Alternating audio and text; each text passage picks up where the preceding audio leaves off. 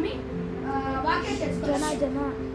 ಈ ಶ್ರೀನಿವಾಸ ಅಲ್ಲಿ ಒಬ್ರು, ಓಕೆ, ಜಸ್ಟ್ ಹೆಸರು ತಗೊಂಡಿದ್ದೀನಿ, ಸೊ ಅವ್ರ ಅಮ್ಮ 5 ರೊಟ್ಟಿ ಮತ್ತೆ 2 ಮೀನು, 5 ರೊಟ್ಟಿ 2 ಮೀನು, 5 ರೊಟ್ಟಿ 2 ಮೀನು. ಎಷ್ಟು ರೊಟ್ಟಿ?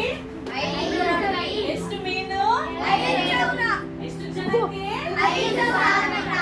Okay, very good. 5 ರೊಟ್ಟಿ ಮೀನುಗಳೆರಡು 5,000 ಜನರಿಗೆ ಹಂಚಿಕೊಟ್ಟರು. 5 ರೊಟ್ಟಿ ಮೀನುಗಳೆರಡು 5,000 ಜನರಿಗೆ ಹಂಚಿಕೊಟ್ಟರು. ಪಂಕ್ತಿ ಪಂಕ್ತಿಯಾಗಿ ಕೂಡಿಸಿದರು, ಧಾರಾಳವಾಗಿ ಹಂಚಿಕೊಟ್ಟರು. ಪಂಕ್ತಿ ಪಂಕ್ತಿಯಾಗಿ ಕೂಡಿಸಿದರು, ಧಾರಾಳವಾಗಿ ಹಂಚಿಕೊಟ್ಟರು. ಜನ ಸಮೂಹ ತೃಪ್ತಿ ಹೊಂದಿತ್ತು, ಆತನ ನಾಮ ಕೊಂಡಾಡಿ ಹೋದರು. ಜನ ಸಮೂಹ ತೃಪ್ತಿ ಹೊಂದಿತ್ತು, ಆತನ ನಾಮ ಕೊಂಡಾಡಿ ಹೋದರು. ಇಷ್ಟ ಆಯ್ತಾ?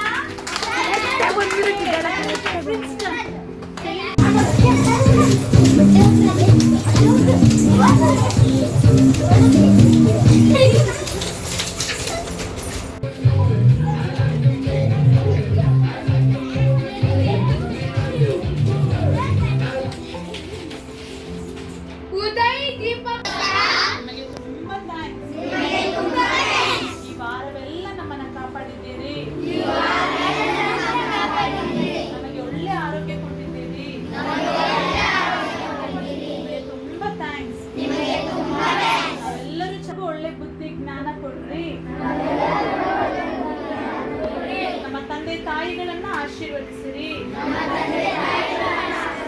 ನಾವೆಲ್ಲರೂ ಕೂಡ ಒಳ್ಳೆಯ ಮಕ್ಕಳಾಗಿರಲು